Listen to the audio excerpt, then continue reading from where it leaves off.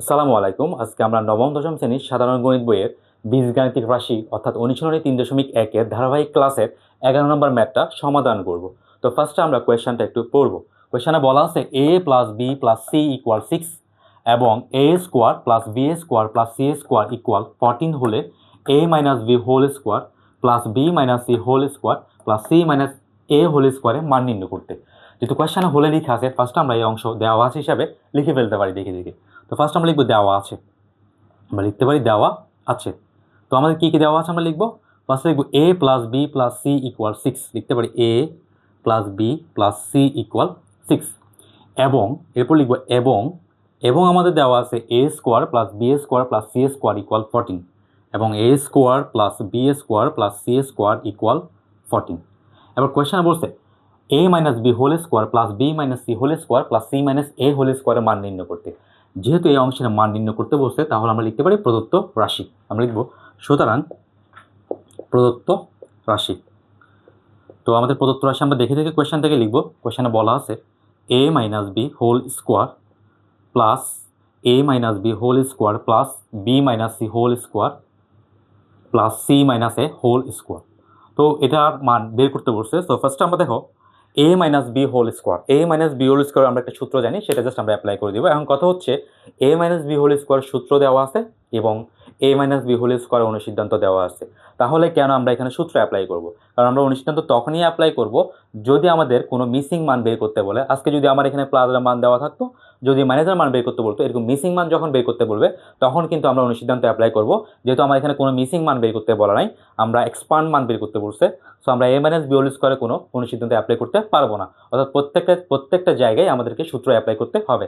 তো এই জন্য আমরা এখানে a minus B whole square সূত্র লেখা যায়, a minus B whole square অনুসিদ্ধান্ত লেখা যায়। তাহলে আমাদেরকে কি লিখতে হবে? সূত্র। কেন অনুসিদ্ধান্ত লিখতেছি না? কারণ আমাকে কোনো মিসিং মান বের করতে বলে নাই। তো a মাইনাস বি হোল স্কোয়ারের যে সূত্র আছে সেটা আমরা জানি। a minus B whole square সমান সূত্র হচ্ছে a square minus 2ab plus B square. এতটুকু শেষ a মাইনাস বি হোল স্কোয়ারের জন্য। এরপর দেখো এখানে কি সাইন দেওয়া আছে? প্লাস, কোয়েশ্চেনে প্লাস সাইন দেওয়া আছে, সো আমি কোয়েশ্চেনের প্লাসটা এখানে লিখবো। একইভাবে সাপোজ আমি a ধরলাম, এটা বোঝার জন্য লিখছি, সি কে আমি বি ধরলাম। তো এই যে এখানে কি সাইন আছে? মাইনাস, উপরে কত আছে? ব্রেকেট দিয়ে স্কোয়ার, তার মানে a minus B whole square. তো a minus B whole square সূত্র আমরা জানি কি? a square minus 2ab plus B square. আমরা কিন্তু এটা জানি, আমরা এটা পড়ছিলাম কিন্তু। তো এখন এই যে, তার মানে এটাকে যদি a ধরি মাইনাস এটাকে যদি b ধরি, তাহলে a minus B whole square সূত্র হচ্ছে a স্কোয়ার লিখতে হবে ফার্স্টে a। তো a মানে কত? এখানে b, মানে b এর জায়গায়, a এর জায়গায় কাকে লিখবো এখন? b কে। অর্থাৎ যেখানে a আছে সেখানে b লিখবো। এই যে সূত্রের মধ্যে যেখানে a আছে সেখানে b লিখবো, আর যেখানে b আছে সেখানে আমরা c লিখবো। তো আমরা ফার্স্টে লিখতে পারি a স্কোয়ার, a মানে হচ্ছে b, তো লিখতে পারি b স্কোয়ার, বি স্কোয়ার, এরপর সূত্রের মাইনাস, সূত্রের 2, এরপর সূত্রের a মানে কত? b, 2 a মানে কত? b, 2a b। এবার লিখবো b মানে কত? c, তাহলে 2ab, তাহলে সূত্রের 2, এরপর a লিখছি, a এর জায়গায় কত লিখলাম? b, আবার b এর জায়গায় কত লিখলাম? c, এরপর লিখবো প্লাস বি স্কোয়ার, এবার লিখবো প্লাস বি স্কোয়ার, b মানে কত? কাকে বি ধরছি? আমি বি স্কোয়ার লিখতে পারবো না, কারণ c, আমরা সূত্র অনুযায়ী বি পড়ছি, কিন্তু লেখার সময় আমাকে বি এর জায়গায় কাকে লিখতে হবে? c কে। তাহলে বি স্কোয়ার মানে হচ্ছে c স্কোয়ার। ক্লিয়ার? এরপর এখানে প্লাস সাইন আছে, আমরা একইভাবে প্লাস সাইনটা দিবি, যে প্লাস সাইনটা। একইভাবে আমরা এটাকেও আবার a ধরবো, এটাকেও আমরা বি ধরবো। যদি আমরা এটাকে a ধরি আর এটাকে যদি আমরা বি ধরি, তাহলে হচ্ছে কি a minus B whole square. সেমভাবে এই সূত্র অ্যাপ্লাই করতে হবে। তো a minus B whole square সূত্র হচ্ছে a square minus 2ab plus B square. অর্থাৎ যেখানে a দেখবো সেখানে c বসাবো। সেমভাবে এখানে a দেখা যাচ্ছে, তার মানে a এর জায়গায় কত হয়ে যাবে? c, আর যেখানে b দেখবো সেখানে আমরা কত বসাবো? a বসাবো। তাহলে ফার্স্ট আমরা লিখতে পারি a স্কোয়ার, তাহলে a মানে কত লিখবো? c, a স্কোয়ার মাইনাস, এই যে মাইনাস 2ab, 2a, এবার লিখবো 2 পরে a লিখবো, a মানে কত লিখবো? c, 2a, এরপর 2ab, b মানে কত লিখবো? a, 2 লিখছি সূত্রের, এরপর a b লেখা কথা ছিল, বাট a এর জায়গায় হয়েছে কত? c, আর b এর জায়গায় হয়েছে কত? a, 2ab, এরপর হচ্ছে প্লাস বি স্কোয়ার, b মানে কত? a, তাহলে এর উপর কি একটা স্কোয়ার হবে। ওকে, এতটুকু ক্লিয়ার? তো এই যে লাইনের মধ্যে আমরা সবগুলো সূত্র অ্যাপ্লাই করছি এই লাইনে। জাস্ট এটা কোয়েশ্চেনটাকে দেখে দেখে লিখলাম। লেখার পর সেকেন্ড যে লাইনটা লিখছি, এটা হচ্ছে কোথা থেকে আসছে? আমাদের সূত্র থেকে আসছে। এরপর আমরা কি করব? দেখো এই যে এখানে দেখো আমি একটু বোঝার জন্য লিখি এই অংশটা। এখানে হচ্ছে এই যে এটা হচ্ছে একটা চলক, তাহলে এই যে যদি এ হচ্ছে একটা কি চলক, এই চলকের উপর ঘাত মানে পাওয়ার কত দেওয়া আছে? 2 a স্কোয়ার। লিখলাম এটা, a স্কোয়ার আগে কি আছে? প্লাস, লিখছি এটা। তাহলে দেখো a স্কোয়ার এটার মতো সেম a স্কোয়ারের মতো আর কোনো মানে তোমার চলক আছে কিনা সেটা দেখা লাগবে। দেখো এ স্কোয়ার এখানে একবার আছে, এখানে একবার আছে স্কোয়ার, তাহলে এখানে একটা স্কোয়ার, এখানে একটা স্কোয়ার, তাহলে আমরা দুইটা স্কোয়ার উপর নিচে লিখতে পারি। কারণ আমরা জানি কি একটা নিয়ম জানি, যদি আমাদের এই যে চলক এবং ঘাত, চলক এবং ঘাত যদি সেম হয় সেক্ষেত্রে আমরা এগুলা সমজাতীয় রাশি বা সমজাতীয় পদ বলা হয়। যেহেতু এটা চলক এবং পাওয়ার একই, এটারও চলক এবং পাওয়ার একই, এটারও চলক এবং পাওয়ার একই, আবার দেখো এটারও চলক এবং পাওয়ার একই। যখন চলক এবং পাওয়ার যদি সেম থাকে, এটা হচ্ছে চলক, এটা হচ্ছে পাওয়ার, চলক এবং পাওয়ার যদি সেম থাকে সেগুলো এক একটা সমজাতীয় পদ। তাহলে এই যে একটা পদ, এই একটা পদ, দুইটা সমজাতীয় পদ হয়ে গেল। যখন চলক এবং পাওয়ার যদি সেম থাকে সেক্ষেত্রে আমরা যোগ বা বিয়োগ করতে পারি। এখন কথা হচ্ছে এটা যোগ করবো নাকি বিয়োগ করবো, এটা ডিপেন্ড করবে আমার সাইনের উপর। তাহলে এ স্কোয়ার আগে এখানে কোনো সাইন ছিল না বিদায় আমরা কি সাইন লিখছি, প্লাস। একইভাবে এখানে এ স্কোয়ার আগে অলরেডি দেখা যাচ্ছে প্লাস সাইন, তাহলে এখানে যোগ হবে, সাইন একই হলে যোগ হবে। এ স্কোয়ার যোগ করলে কত হবে, 2a স্কোয়ার। এখন দেখো দুইটা সংখ্যা সাইন যেহেতু দেখতে সেম, আমরা একটা সাইন বসে দিতে পারি। তাহলে এখানে আমরা পাচ্ছি এ স্কোয়ার থেকে পাচ্ছি 2a স্কোয়ার। এরপর একইভাবে আমরা বি স্কোয়ারটা একই স্টাইলে করবো আমরা। তো এখানে একটা বি স্কোয়ার, এখানে একটা বি স্কোয়ার, তাহলে যোগ করলে কত হবে, 2b স্কোয়ার। তাহলে আমরা লিখতে পারি 2b স্কোয়ার।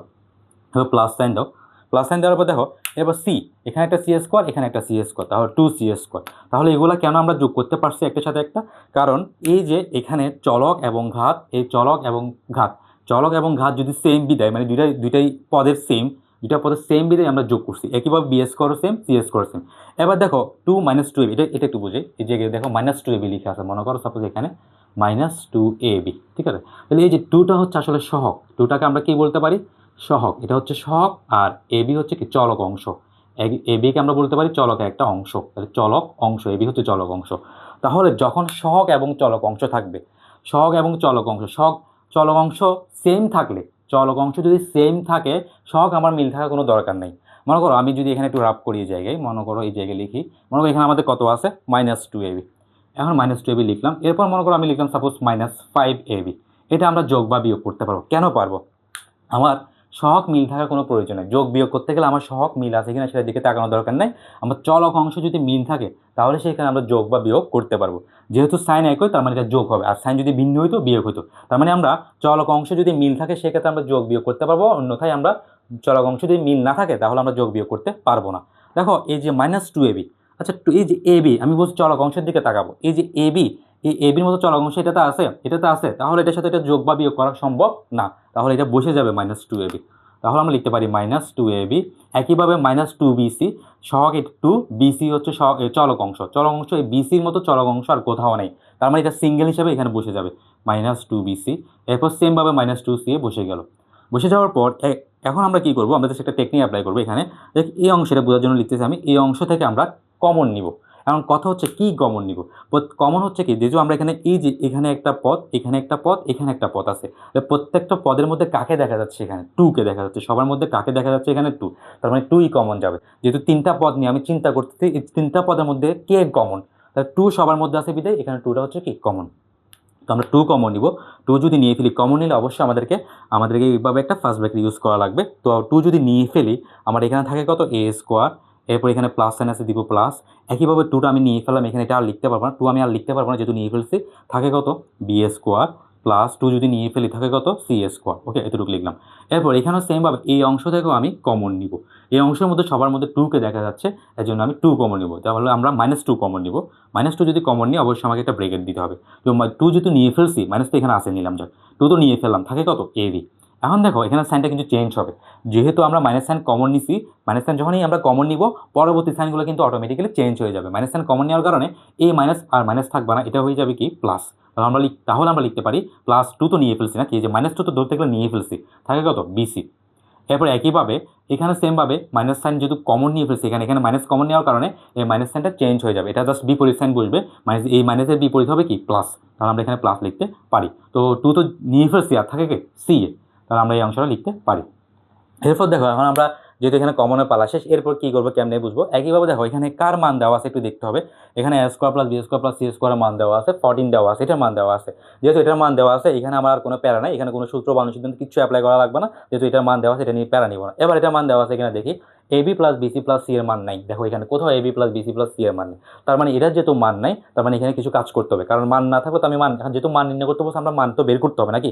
তো এই অংশে আমাকে এখন কাজ করতে হবে। কীভাবে বুঝছি? কারণ AB plus BC plus C এর কোনো মান এখানে নাই, কিন্তু A square plus B square plus C square মান যেহেতু দেওয়া আছে, সো এটা নিয়ে আমি প্যারা নিব না, প্যারা নিব এর সাথে। তাহলে আমি কি এখন এখানে মান বসাবো? হ্যাঁ, বসাতে পারি, কিন্তু অঙ্ক সৌন্দর্যটা একটু নষ্ট হয়ে যাবে।